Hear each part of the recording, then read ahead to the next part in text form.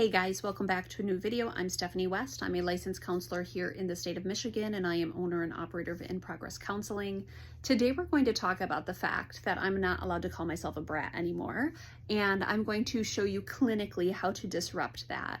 And so one of the things that especially I've watched over the last maybe 6 months, when I'm having emotion, I will categorize it to someone by saying, like, I know I'm acting like a brat right now, but this is what I'm feeling, instead of just saying, this is what I'm feeling.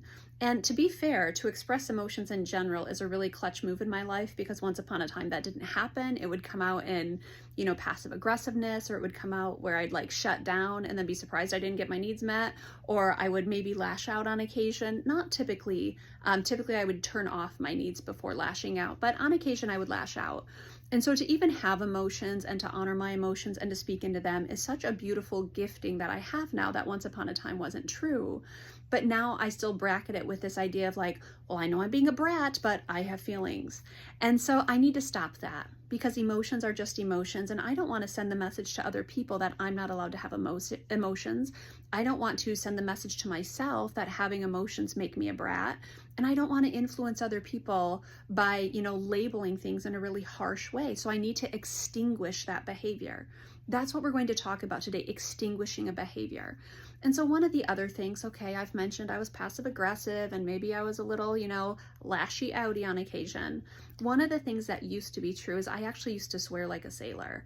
And it makes me kind of bummed out, because I can't imagine that that's how I wanted to actually, walk in the world around me. But alas, that's one of the strategies I used. I would use a lot of intensity and a lot of language that was maybe harsh.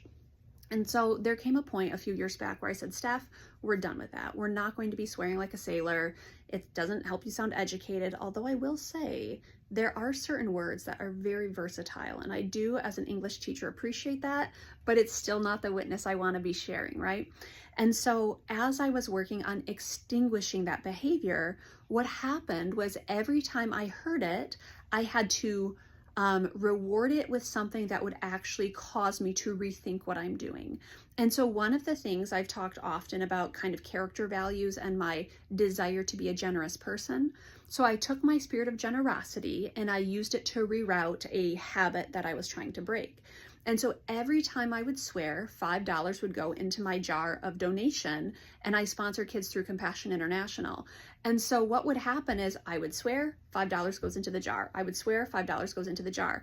And one week it was like an extra $100, and I was like, girl, you cannot sustain this habit. You need to stop your swearing right now. And I became very serious about limiting what came out of my mouth loosely, which meant I had to slow down. I had to really be kind of proactive with generating my ideas. If I was kind of in a moment of shock or something, I would have to pause and be like, okay, how do I want to respond? And then I also had to replace it with things that were maybe more neutral, but also expressive. And so it's not unfamiliar if someone's around me and I get really agitated and I'm like, beans, because that one's pretty neutral. I can say that one.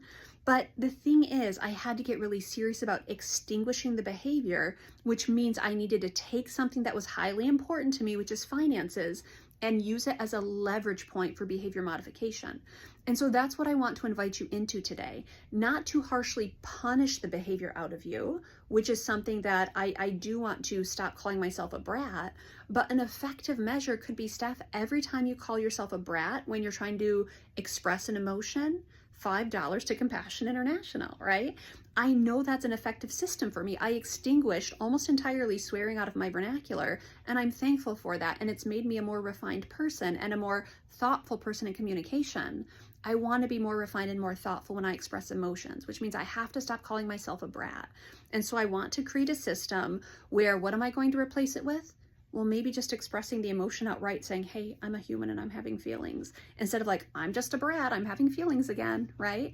And so today we're talking about extinguishing something by picking a value and by rewarding the behavior with something that is going to remind you pretty insistently, hey, I don't want to be doing that anymore. And so for me, it's going to be donating to Compassion International. So I want to encourage you to think, if there's a behavior that you really want to give up, you want to extinguish, what could you do to incentivize yourself to quit it more quickly. Sometimes it's accountability, sometimes it's some sort of, a donation in a certain direction, sometimes it's withholding some sort of privilege, not in a harsh and punishing way, but in a way that says, I want to be a refined person, I want to be a better version of myself. And so in the short term, I'm going to apply pressure, so in the long term, my behavior falls in line with my values.